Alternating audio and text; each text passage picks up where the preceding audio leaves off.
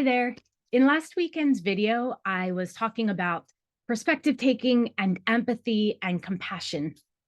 And one time when I was working with a group of high school students, talking to them about empathy and understanding somebody else's perspective, they said, what if somebody else's perspective really stretches against your core values, or it's just something that you are friends in so many other ways and you have so many similarities, but there's just these really big, heavy disagreements that sit. When do you know when you should keep the friendship and when you need to let go? When maybe this disagreement, this not seeing eye to eye is not healthy for the relationship?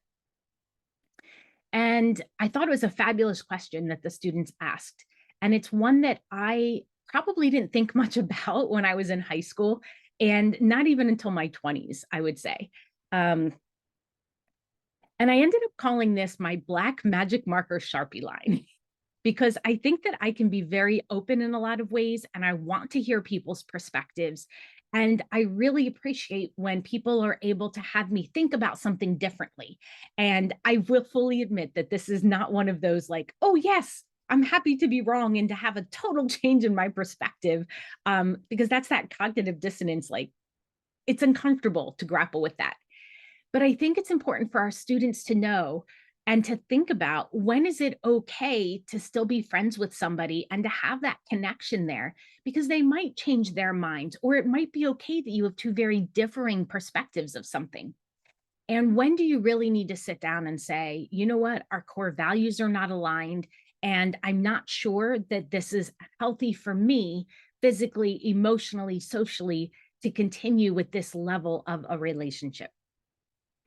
And I told the students that they need to decide where that line is for themselves, that I can't tell them when to break off or when to separate or when or how that connection looks between that group of friends or with that friend.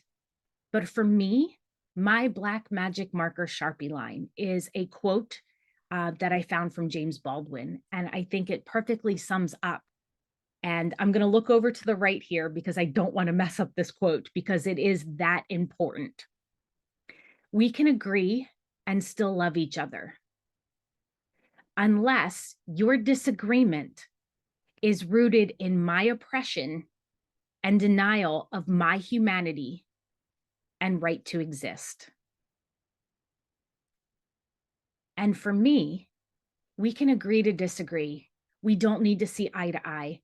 I'm not going to try to change your mind every time we get together. But my black magic marker Sharpie line, for I know this is not going to be a healthy, productive relationship, close relationship for me, is when your thoughts, your beliefs, your actions hurt other people, take away their humanity, try to erase their existence, and support their oppression. I would love to hear from you on what your black magic marker line looks like. And if you've had students ask you this question, or maybe how students have responded in their own way and what they have said are their non-negotiables or black magic marker Sharpie line.